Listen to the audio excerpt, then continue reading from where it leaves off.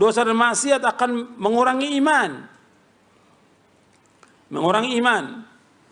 Dan ini kenyataan, karena menurut ahlu sunnah yang dikatakan iman yaitu iqrarun bil lisan wa i'tiqadun bil janan wa amalun bil arkan yazidu bi ta'ah wa yanqusu bil ma'siyah.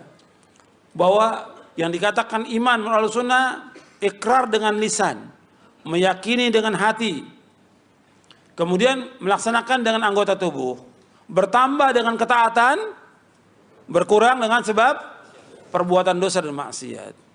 Jadi kalau orang sudah banyak berbuat dosa dan maksiat, berkurang terus imannya itu, turun terus imannya. Sedangkan kita berusaha bagaimana iman kita naik. Sebab kita khawatir kalau turun terus, bahkan kita maksiat terus, na'udzubillah, akan wafat dalam keadaan su'ul khatimah. Betapa banyak orang-orang yang wafat dalam keadaan su'ul khatimah. Dia nggak menjaga imannya. Mengantum jaga iman ini. Ini iman ini merupakan modalnya seorang mukmin. Iman ini yang harus tetap ada pada dia. Dan dia harus pertahankan iman ini. Dan dia harus disuburkan iman, bertambah iman dengan ketaatan kepada Allah, dengan menjauhkan perbuatan maksiat.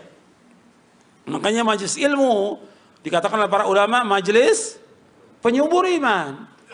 Bahkan dikatakan riyadul jannah, taman-taman surga. Makanya itu harus kita datangi majelis ilmu itu. Datangi masjid Allah, duduk di masjid Allah. Karena dengan duduk di masjid Allah itu kita akan dikelilingi oleh malaikat. Duduk di masjid Allah, dibacakan ayat, dipelajari ayat, ditadaburi ayat, maka akan dikelilingi oleh malaikat, akan turun sakinah.